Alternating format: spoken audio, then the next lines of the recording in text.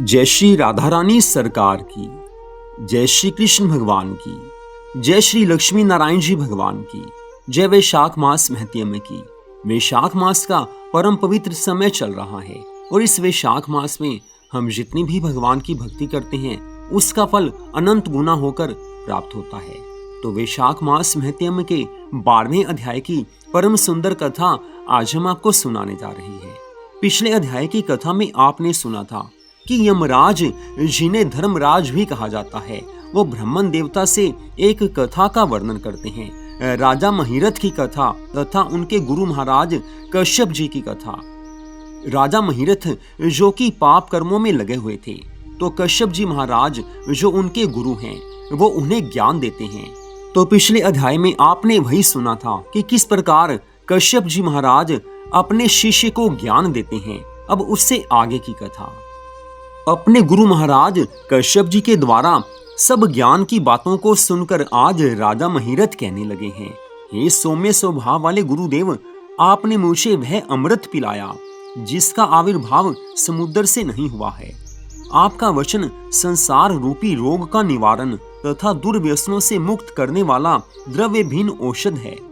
आपने कृपा करके मुझे आज इस औषध का पान कराया है। हे विप्रवर, सत्पुरुषों का समागम, सत्संग मनुष्यों को हर्ष प्रदान करने वाली, उनके पापों को दूर भगाने वाली तथा जरा मृत्यु का अपहरण करने वाली संजीवनी बूटी है। इस पृथ्वी पर जो जो मनोरथ दुर्लभ माने गए हैं वे सब साधु पुरुषों के संग से प्राप्त हो जाते हैं।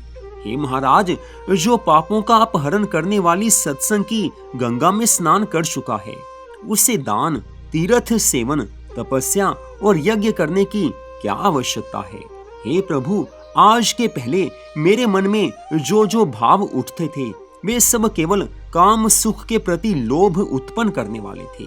मेरा सारा जीवन पाप कर्मों में व्यतीत हुआ है। पराई स्त्रियों से भोग विलास करके मैंने अपने सारे जीवन में केवल पाप कर्म ही किए हैं। मैंने कभी भगवान की भक्ति नहीं की, कभी कथा नहीं सुनी, कभी सत्संग में जाकर मैंने अपना समय नहीं लगाया, कभी प्रभु चरणों में अपने मन को नहीं लगाया। आपने जो मुझे ज्ञान दिया है उससे मुझे समझ में आया है कि मैंने तो अपना जीवन पाप कर्म में ही बिता दिया है। लेकिन हे महाराज, आपने मुझ पर अत्यंत कृपा की है। इससे पहले मैं कभी भी इस बारे में सोचता नहीं था कि मेरे जीवन का क्या लक्ष्य है, मुझे भगवान की प्राप्ति भी करनी है। मैं ये सोचता भी नहीं था, इस ओर मेरा ध्यान जाता ही नहीं था। मेरा मन केवल पर स्त्री की ओर लगा रहता था। मैंने उन्हीं से भोग विलास किया, इस कारण मेरा सब ज्ञान जाता रहा। लेकिन आज आपके द्वारा जो मुझे ज्ञान मिला है उससे मुझे अत्यंत आनंद मिला है। मेरे मन में पहले कभी भी भगवान की भक्ति का भाव नहीं आया था। मेरे मन में केवल काम सुख के प्रति लोभ उत्पन्न होता था और उसी के अनुसार मैं कार्य करता था। लेकिन हे महाराज, आज आपके दर्शन प्राप्त करके और आपके द्वारा ज्ञान भरे वचन सुनकर उसमें विपरीत भाव आ गया। मूर्ख मनुष्य एक जन्म के सुख के लिए हजारों जन्मों का सुख नष्ट कर देता है और विद्वान पुरुष एक जन्म से हजारों जन्म बना लेते हैं। हाय हाय, कितने खेद की बात है कि मुझ मूर्ख ने अपने मन को सदा काम जनित रस के आस्वादन सुख में ही फंसाए रखने के कारण कभी कुछ भी आत्म कल्याण के लिए कार्य नहीं किया। पराई स्त्री में आसक्त होकर मैंने सदा भोग विलास किया है। मैंने कभी भी कोई धार्मिक कार्य नहीं किया है। अहो, मेरे मन का कैसा मोह है कि जिससे मैंने स्त्रियों के फेर में पड़कर अपने आत्मा को घोर विपत्ति में डाल दिया, जिसका भविष्य अत्यंत दुखमय है तथा जिससे पार पाना बहुत कठिन है। हे भगवान, आपने स्वतः संतुष्ट होकर अपनी वाणी से आज मुझे मेरी स्थिति का बोध करा दिया है कि मेरे इन बुरे कर्मों का परिणाम आगे मुझे नरक ही मिलेगा। मुझे ज्ञान नहीं था कि जो कर्म मैं कर रहा हूँ उसका आगे जाकर मुझे क्या परिणाम मिलेगा। लेकिन आज आपके द्वारा दिए गए इस ज्ञान से मेरी आंखें खुल गई हैं, मुझे ज्ञान प्राप्त हुआ है। हे महाराज, आपने मुझ पर अत्यंत कृपा की है। थोड़ी कृपा और कीजिए, अब उपदेश देकर मेरा उद्धार कीजिए। पूर्व जन्म में मैंने कोई पुण्य कर्म किया था जिससे आपने मुझे आज ये बोध कराया है। विशेषतः आपके चरणों की धूलि से आज मैं पवित्र हो गया। हे वक्ताओं में श्रेष्ठ, अब आप मुझे वैशाख मास की विधि बताइए। आज राजा के इन वचनों को सुनकर कश्यप जी महाराज कहने लगे हैं, हे राजन, बुद्धिमान पुरुष को चाहिए कि वह बिना पूछे अथवा अन्याय पूर्वक पूछने पर किसी को उपदेश ना देवे। लोक में जानते हुए जड़वत अनजान की भांति आचरण करे, परंतु विद्वानों, शिष्यों, पुत्रों तथा श्रद्धालु पुरुषों को उनके हित की बात कृपा पूर्वक बिना पूछे भी अवश्य बतानी ही चाहिए। इस कारण मैंने तुम्हें ये ज्ञान दिया है, क्योंकि तुम भव सागर में फंसे हुए हो, पर स्त्रियों में आसक्त होकर तुमने अपना सारा जीवन व्यतीत किया है। हे राजन, इस समय तुम्हारा मन धर्म में स्थित हुआ है, अतः तुम्हें वैशाख स्नान के उत्तम व्रत का पालन करवाऊंगा।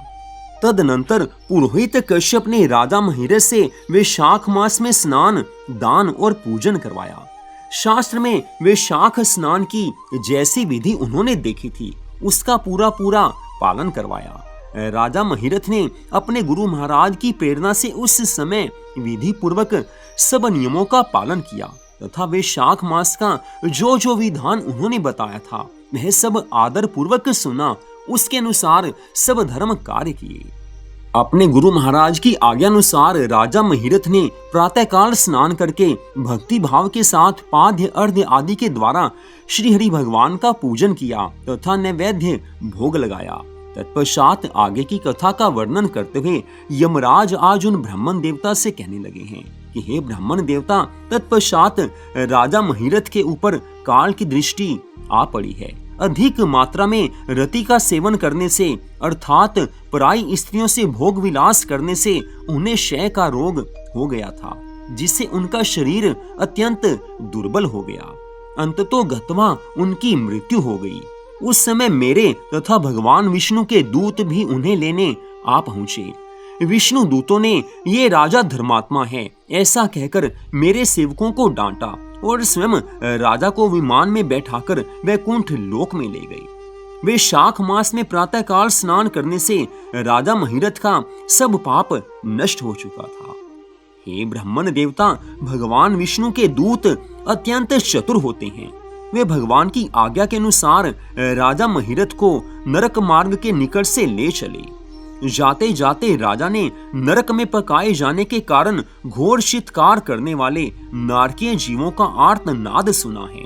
कड़ाहा में डालकर ओंटाए जाने वाले पापियों का क्रंदन बड़ा भयंकर था। सुनकर राजा को बड़ा विस्मय हुआ है, दुख भी हुआ है। आज अत्यंत दुखी होकर राजा भगवान के दूतों से कहने लगे हैं कि जीवों के कराहने की ये भयंकर आवाज क्यों सुनाई दे रही है, इसमें क्या कारण है? आप लोग सब कुछ बताने की कृपा कीजिए, क्योंकि जीवों के कराहने की इस आवाज को सुनकर मुझे कष्ट होता है, मुझे वेदना होती है तथा परम आश्चर्य होता है। तो इस प्रकार वैशाख मास के 12वें अध्याय की इस कथा का यहीं पर विश्राम होता है। यहाँ पर बड़ी सुंदर बात इस कथा में आती है कि राजा महिरथ ने जीवन भर पाप कर्म किए थे। जीवन भर पाप कर्म में लगकर उन्होंने अपना जीवन व्यतीत किया था। पराई स्त्रियों से व्यभिचार करना उनका रोज का नियम था, लेकिन अपने गुरु महाराज की आज्ञा अनुसार जीवन में वैशाख मास के नियम का पालन किया। वैशाख मास में भगवान की भक्ति की। इसी कर्म के करने मात्र से, वैशाख मास में प्रातः स्नान के करने मात्र से, भगवान की भक्ति करने से उनके सब पाप नष्ट हो गए। मृत्यु का समय आ गया क्योंकि उनका शरीर दुर्बल हो गया था। जो काम भाव में अपना जीवन व्यतीत कर देते हैं, अत्याधिक भोग विलास करते हैं, उनका शरीर दुर्बल हो ही जाता है। उनकी सोचने समझने की शक्ति भी कम होती जाती है। राजा महिरथ की मृत्यु हो गई, लेकिन उस समय यमदूत उन्हें लेने आए, लेकिन भगवान विष्णु के दूत भी उन्हें लेने आ गए हैं।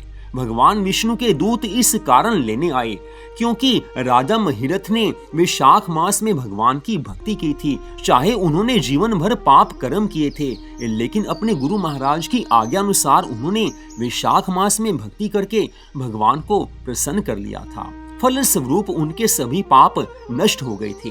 पूरी श्रद्धा भावना से वैशाख मास में उन्होंने भगवान की भक्ति की थी, लेकिन उसके बाद उन्होंने कोई पाप कर्म नहीं किया था। जो पहले के पाप कर्म थे, पूर्व जन्मों के चाहे इस जन्म के जो पहले के पाप कर्म थे, वो सब वैशाख मास में भक्ति करने से नष्ट हो गए थे।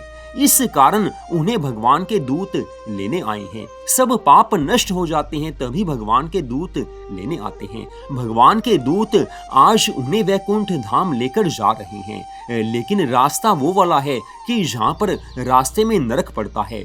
नारकीय जीव दुख की अवस्था में चिल्ला रहे हैं, कराह रहे हैं। राजा महिरथ यही जानना चाहते हैं कि यहाँ ऐसा क्या है जो ये लोग चिल्ला रहे हैं, कराह रहे हैं।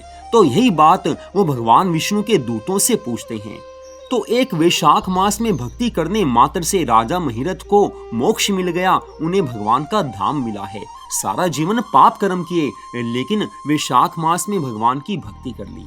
तो जो लोग सारा जीवन भगवान की भक्ति करते हैं, हर सांस में जो भगवान को याद रखते हैं, हर वैशाख मास में जो भगवान को प्रसन्न करते हैं, भगवान के नामों का जाप करते हैं, उन्हें तो भगवान विष्णु का वैकुंठ धाम अवश्य प्राप्त होगा ही होगा। तो अगले अध्याय की कथा में आप सुन पाएंगे कि आगे भगवान विष्णु के दूत राजा महिरथ के प्रश्न का क्या उत्तर देते हैं कि किस कारण से ये नारकीय जीव चिल्ला रहे हैं। तो इस कथा को आपने सुना, आप सबका हार्दिक धन्यवाद। जय श्री राधा रानी सरकार की, जय श्री कृष्ण भगवान की, जय श्री लक्ष्मी नारायण जी भगवान की, जय वैशाख मास महत्म की, जय सदगुरुदेव श्री बंसी वाले महाराज की। जय जय श्री राधे, जय जय श्री राधे, जय जय श्री राधे श्याम।